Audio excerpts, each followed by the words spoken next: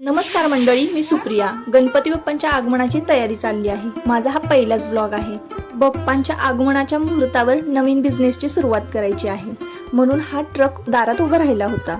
तर ही red boule आहे। Red बुलची agency आम्ही घेतलेली आहे। बाप्पांच्या आगमना दिवशीच नवीन फर्निचर सुद्धा खरेदी केलं। ह्या वर्षी ना खूप सारे योग जुळून आलेले आहे।